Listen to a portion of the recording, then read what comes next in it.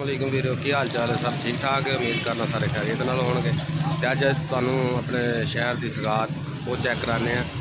ਇਹ ਬੜਾ ਪੁਰਾਣਾ ਸਾਡਾ ਇੱਥੇ ਸ਼ਹਿਰ ਦੇ ਵਿੱਚ ਜਲੇਬੀਆਂ ਕੱਢਣ ਵਾਲਾ ਵਾ। ਫਰੈਸ਼ ਜਲੇਬੀਆਂ ਹਰ ਕਿਸਮ ਦੀਆਂ ਤਿਆਰ ਕਰਦਾ ਵਾ। ਠੀਕ ਹੈ, ਕਿਸੇ ਨੂੰ ਨਮਕ ਤੋਂ ਬਗੈਰ ਚਾਹੀਦੀਆਂ, ਕਿਸੇ ਨੂੰ ਮਿੱਠੇ ਤੋਂ ਬਗੈਰ ਚਾਹੀਦੀਆਂ, ਕਿਸੇ ਨੂੰ ਮਿੱਠੀਆਂ ਚਾਹੀਦੀਆਂ, ਹਰ ਤਰ੍ਹਾਂ ਦਾ।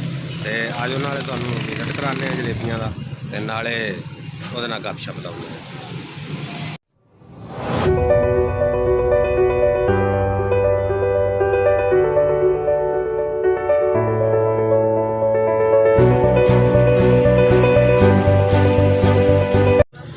जी अपने शहर दी मशहूर जलेबियां देखो, मिठियां, लूनियां, नमकीन।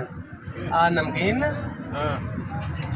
आ जी साडा बड़ा प्यारा जा भरा महबूब आलम, ठीक है, शहजादा आलम। ते ये बड़ियां मशहूर ने साडे शहर दार वाले दियां जी। हाँ जी, हैं फर्स्ट क्लास जलेबी है, ताज़ा इलायची के जायके के साथ। अच्छा जी, केड़ी शै पाते हो जी? इलायची, पिस्ता, बादाम जी। अच्छा, इन्हां तो इलावा भी मसलन होर तरह दी भी कोई तैयार वालियां बन जांदी खोए वालियां। हां जी, वो आर्डर देवे ना। अच्छा, ये शादी ब्याह दे भी आर्डर पकड़ांदे?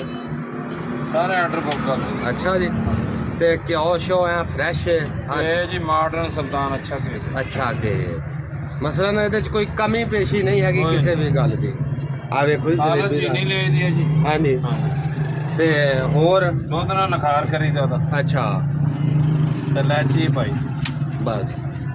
वाह जी वाह, माशाल्लाह। दिहाड़ी दा माशाल्लाह ठीक रह जांदा काम। हाँ जी, शुक्र है मालिक।